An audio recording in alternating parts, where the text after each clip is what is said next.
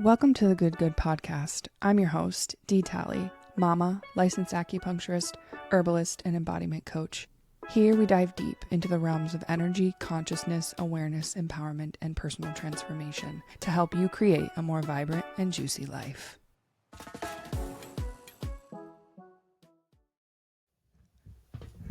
Hello, everybody, and welcome. This is the Good Good podcast, and I am your host, Dee Talley. Thank you so much for being here. I am currently recording and I'm also live streaming right now on Instagram.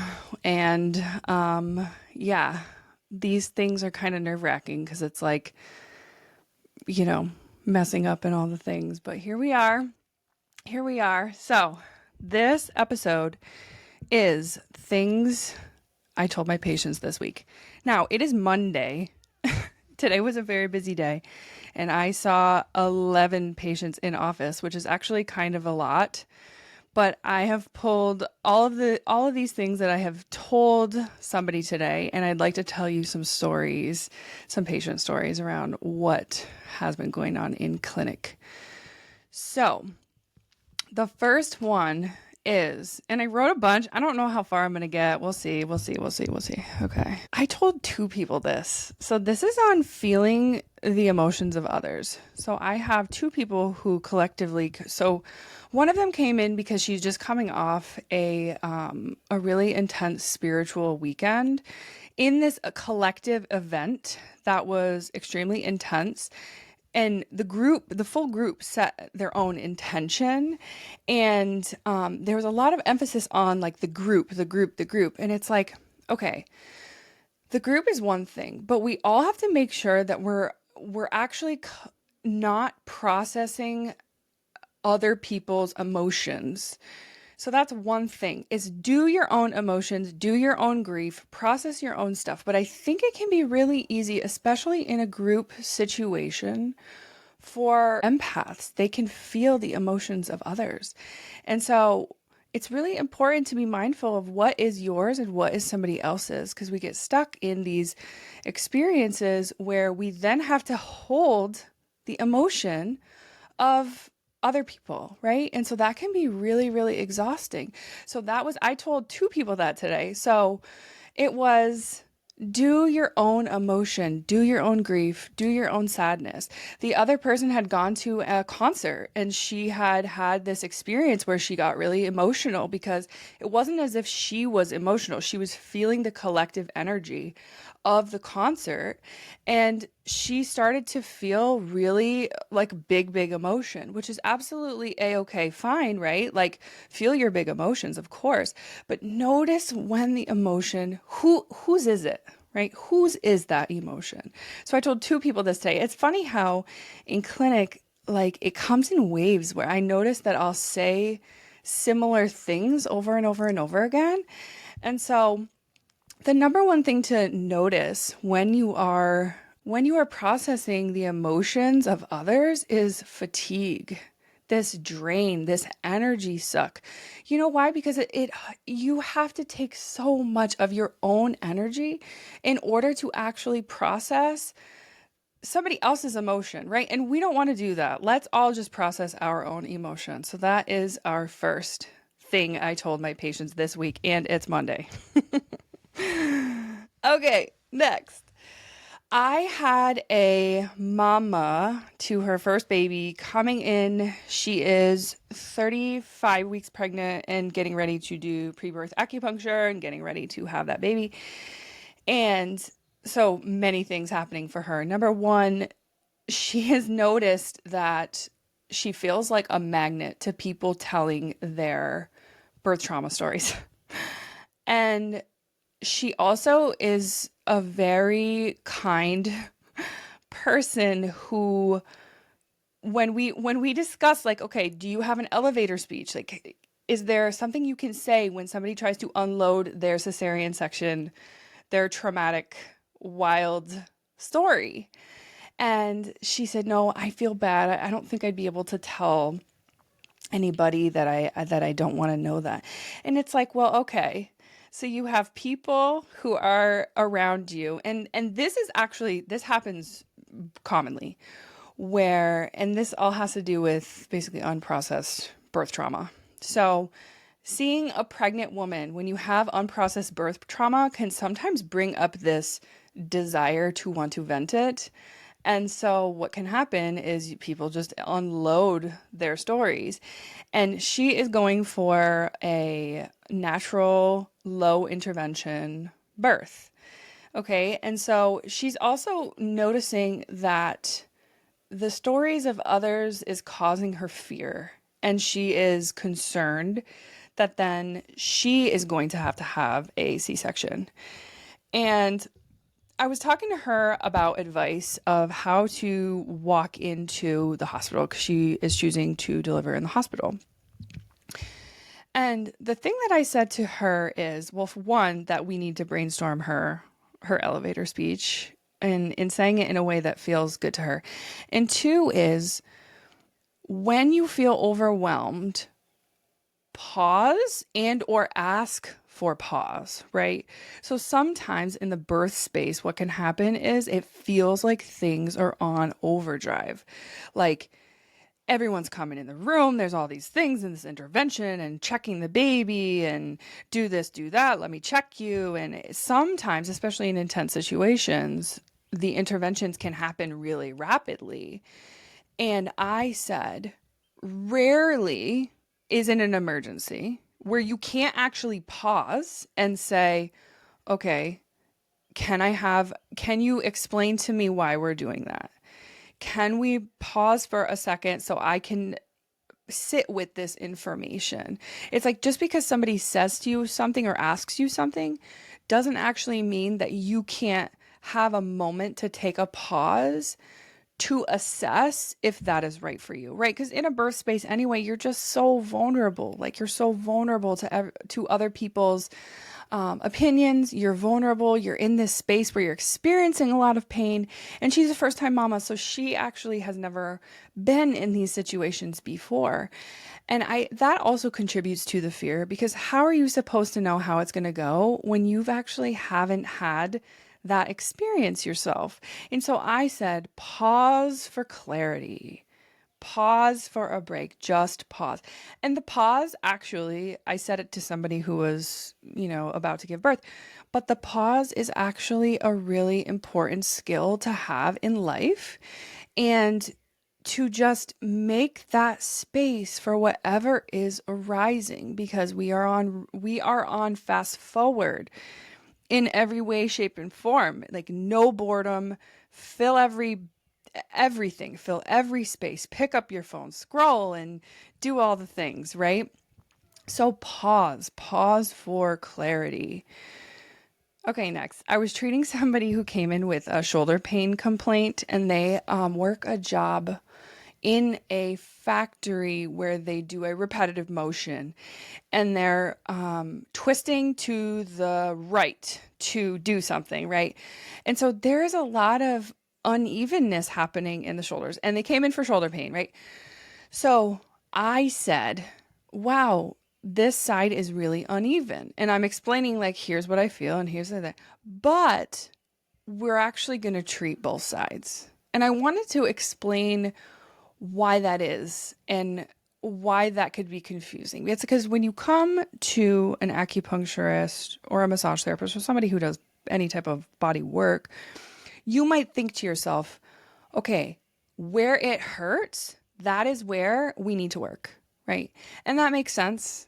But in the paradigm of Chinese medicine, and we have, the full meridian system, and there's many, many, many different ways to treat pain. We actually can treat pain through a variety of different ways. Like, we don't actually even have to stick a single needle in the area of pain, right? And so I said to him, yes, I feel a lot of tension, this, that, and the other, but we're actually going to treat both sides. And why is that?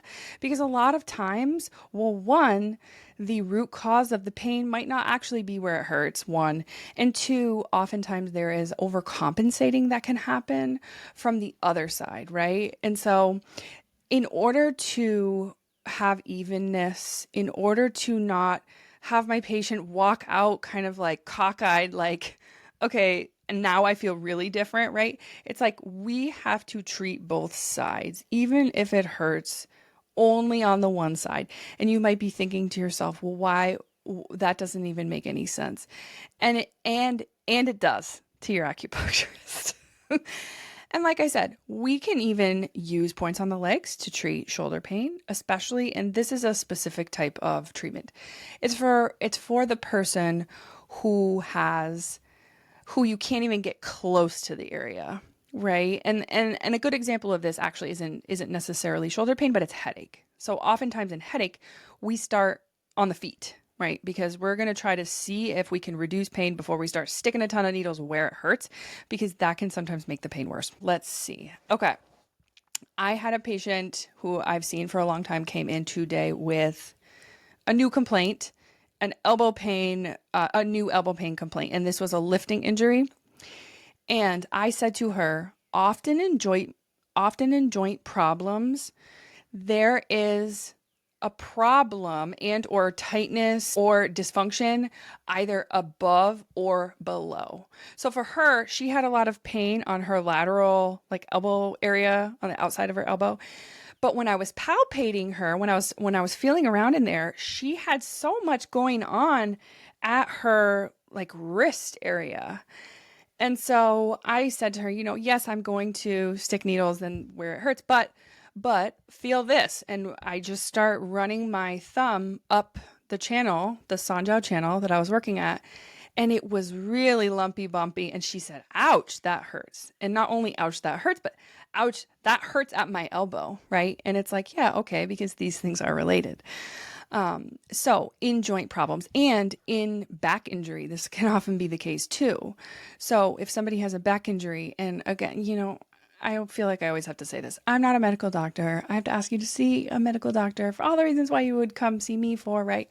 But oftentimes in back injury or back surgery, even if you get a surgery at a specific location, right? Like L2, L3, right? I can't tell you how many times I've seen problems either above or below, right? Because isolating a specific part of the body doesn't actually work when the body works holistically, right? And you can understand how that would make sense. So in joint problems, I am always going to be looking at above and below the joint, no matter what, okay? And oftentimes it takes explaining, but sometimes it doesn't. It's kind of self-explanatory. But you should always just know that if you decide to see an acupuncturist, the session might look different than what you thought. Whereas like, okay, I'm going to stick a bunch of needles right where it hurts. And that might be true, but that also might not be true. Okay, next. I treated a patient who is trying so hard to quit smoking. And he is really doing some hard work. Because he is also a therapy patient and he is very familiar with parts work and EMDR.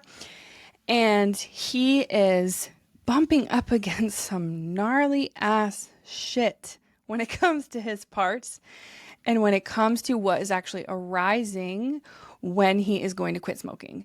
Now, the backstory is he started smoking when he decided he was going to quit alcohol. So he used smoking as a tool to stop drinking. The drinking was ruining his life. And I didn't know him back then, but from all the stories that I've heard, it was a really smart choice to do this, right? And now in his sobriety, he has come to a place where because smoking cessation acupuncture, it's really interesting. It makes you not like the taste and smell of cigarettes. Like, you will be appalled. So that's basically what I've seen it do. But every single smoking cessation patient that I have, I say the same thing. Do you actually want to quit smoking? Because this isn't going to work if you actually don't want to. Because as disgusted as you might be by us doing smoking cessation acupuncture, you're not going to actually quit if there are parts of you that actually really, really want to keep doing it. Okay, so he is in therapy and he's doing such inspirational and hard hard internal work. And I said to him, I said, applaud yourself for being as self-aware as you are and being able to really sit in this shit, right? Because oftentimes when you're in therapy and when things like you're an onion, like you're like peeling back the layers, golly, there is some gnarly shit that is just hanging out in there. And it's like a feel to heal situation, right? So like in order to really get to the other side of this, you have to sit in some really terrible places. And he is doing that. And he's doing that really, really with a lot of grace. And I just wanted him to know that I see him in terms of just how hard this all must be. Because I see people every day who want to look away from the pain parts, from the ugly parts, from the parts that feel like shadow. And it makes sense, right? Because it hurts and it feels horrible, right? Like we can understand. But again, feel to heal. You have to sit in that in order to alchemize, in order to transform. And so I told him to applaud himself. Okay, next I had a patient who came in who had, when she originally came to see me, she was having really short periods and she was frustrated. She was like, gosh, I'm bleeding every 24 days. Like, I don't want to be, this is too soon every month. And it was a really heavy period and it's like too much blood and too often. And so I told her that a normal period is between 24 and 32 days. And so through working together, her period has started to lengthen and her last period was 31 days.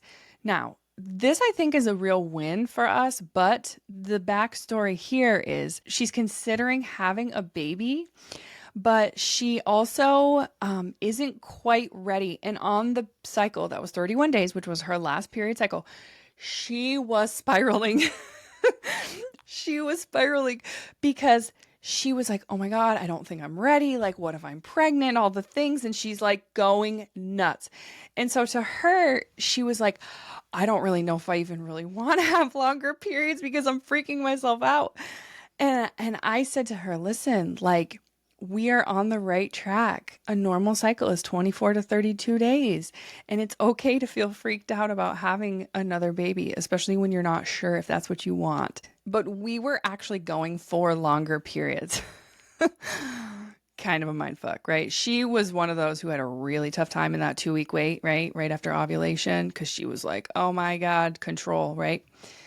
Okay, next. I saw a patient today who she works with children who have specific needs. They are often extremely aggressive, and she was involved in a work injury where she hurt her shoulder pretty bad.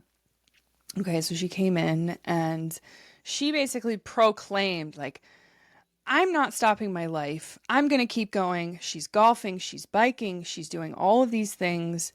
And I said to her, rest is essential for you to heal, especially this type of injury. And this is an injury that was injured again, right? So this is a secondary injury. She had a pre-existing shoulder injury. This injury at her work, was an exacerbation of that. And I said to her, listen, rest is essential, and it's essential right now for you to heal. So yes, you can think of it like, oh, I'm just going to keep going in my life and I'm just going to heal slower. Or you can think of it like, I'm going to keep going with my life and I could maybe further injure myself and need further intervention, whether that is a surgery, whether that is an injection, whatever it is. And I said to her, think of it like an investment in the future. You need to actually have that time and space for your body to heal, or things are going to get worse. And the backstory here is this particular person had opened up and said that in her family, pain and suffering was kind of like brushed off. Like, and you really had to be experiencing like pain, like not just pain, but pain, you know what I mean? For it to be valid. And so she felt like her pain and her experiences weren't valid as they are. And, I encourage everybody to kind of shift that narrative and just be in touch with what's true and what's here now. I don't actually think that she is going to rest and may create further complications down the road. And I often say like team hardcore, and this is somebody who's like on for sure, like the captain of team hardcore.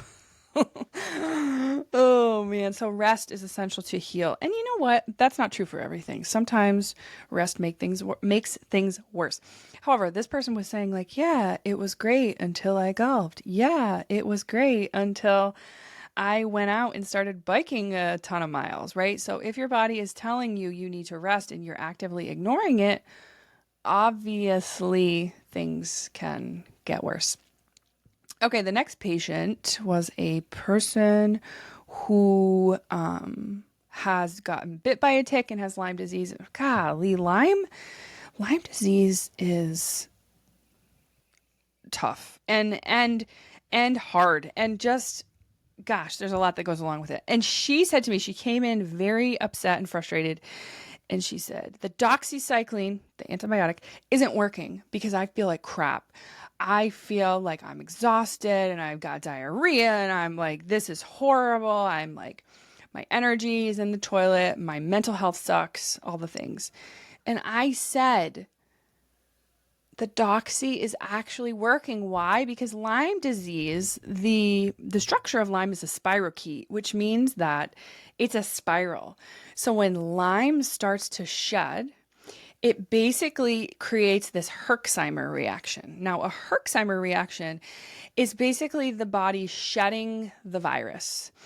And so what happens is a big toxin release. And so after that, the immune system responds adequately and it attacks, right? And so that toxin release can create an increase of immune function, but that doesn't mean it's not working. If you feel like crap, that doesn't mean it's not working. Now, Herxheimer reactions are actually really common, especially in autoimmune conditions, through acupuncture. So for some people, when they come to acupuncture, they feel like shit right after. Like shit. Like fever, chills, neck pain, like they feel sick. And this is part of it because a big toxin release can create an immune response.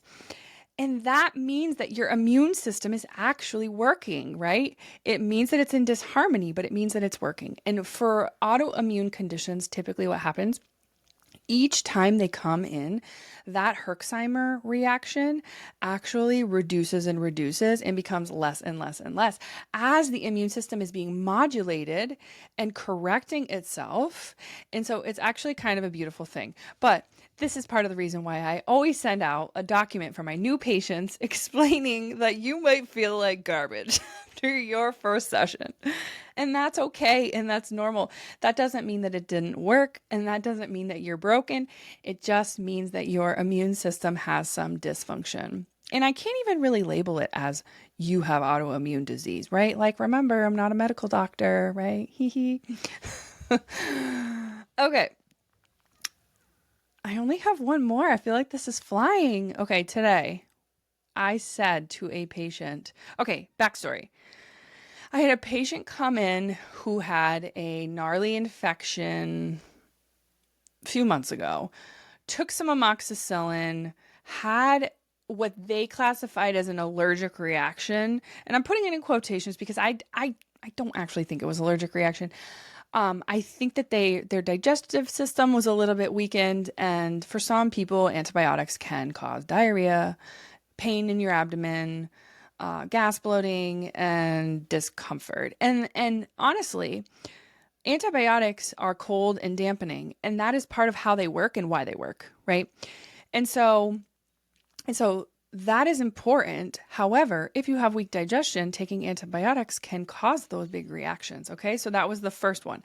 The second one was this same patient had to get a sinus surgery, and then they were put back on antibiotics. So they were on 2 courses of intense antibiotics, and it wasn't amoxicillin, it was something else that I can't remember right now. And it has been weeks. It's been like 5 weeks since the original sinus surgery. And they came in baffled, like, I don't feel well. I'm gassy. I'm bloated. I feel uncomfortable. I'm like not really sure what's going on. Like, is something wrong with me? Is this a complication? And I just said, no, no, no, no, no. Your body is healing from antibiotic usage, especially 2 back to back. And that is 2 pretty good hits on your GI tract and on your good bacteria. So here's what happens. Antibiotics are amazing and life-saving, truly. And they knock out those bad bacteria. They also knock out good bacteria in your gut. Now, what happens when your good bacteria get reduced is that your bad bacteria are like, hey, here to party, like, fuck yeah, right? So they increase, and then the wild thing, and I don't know, is this wild? It is kind of wild, is that the bad bacteria, they increase, and then they can actually send signals to your brain to tell your brain that you need sugar. And sugar, literally like as addictive as heroin. So if you have sugar cravings after you have antibiotic usage, that makes sense to me, right? And what I usually recommend in that is, well, 1, don't eat the sugar. Easier said than done. Don't eat the sugar. And 2, introduce some probiotics, right? Because you need some good bacteria in there. But if you put a shitload of good soldiers in there and there's a bunch of bad soldiers in there, right, there can be this gut imbalance, and it's going to take time. So that's why eating well, even when your brain, and it's so strong and so powerful, is saying to you, like, pick up those Oreos, like, right, fight it. Because in order for those guts to come back into harmony, you actually need to repopulate your gut with good bacteria. And this can take time. So 5 weeks for this particular person who actually hasn't had many bouts of needing antibiotics. 5 weeks, I'm saying give it like 8 weeks, 12 weeks max. Don't eat the sugar. The other thing that this particular person was doing that I do think is making a difference is their breakfast. So they were saying how, okay, so I wake up very busy, yada, yada. I eat breakfast and it's cottage cheese with a banana and a Larabar.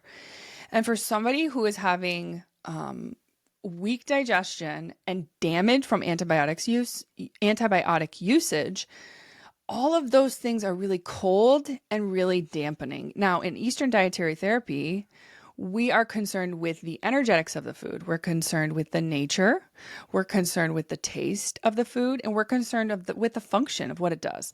So if you're giving yourself a ton of cold and dampening food, and your guts have already taken the hit of cold dampening antibiotics, you can see how when you add cold damp to cold damp, you get this extra cold damp, right? And so what he was saying is, I eat breakfast and then I immediately feel gas, bloated, gross, and it doesn't go away for a little while. And so my suggestion was, you should have a warm breakfast. It's honestly my opinion that everybody should have a warm breakfast, just because I think our digestive systems just do so much better when we give them warm foods. If you are refusing to have a warm breakfast, please at least have a hot beverage of sorts. Not like a shit ton of coffee. Like, your girl loves coffee, but go with like hot water, warm water, a little squeeze of lemon. Even like hot tea would be okay, because you actually have to warm up those guts in order for your GI tract to heal. So if this patient keeps giving themselves cold dampening foods over and over and over again, it's going to take a lot longer for their guts to heal. Okay. That is it. What else did I say to patients today? Today was a really busy day. Holy hell, it's already been 30 minutes. this is like crazy how I start talking and then time just disappears. It just disappears. Well, let me ask the people. Let me ask the two people here. Anyone got any questions for me? Oh man. No, I think I'm good. I've got silence over here. Okay. Thank you so much for joining me. This was things that I said to my patients this week, and it's Monday, so this was just today. As you can see, it was kind of a busy day. And I'm always so grateful to come on here. And I got invited back to do the Galen Trombley show this past week. So if you haven't listened to that, definitely like take a listen. Is Galen has the gift of gab, and so do I. And literally 2.5 hours just disappears. And he does longer podcasts than me, but I like that his podcasts are like really riff. Like we riff and riff and riff, and like it's not structured. And there's actually some really good like exercises that I put him through, and just explain a bit more about branching out online and how like my mission is to actually have humanity heal, and you actually really don't need acupuncture or Chinese medicine for that, and you can be your own healer, and it's part of my mission to teach people how to be their own healers.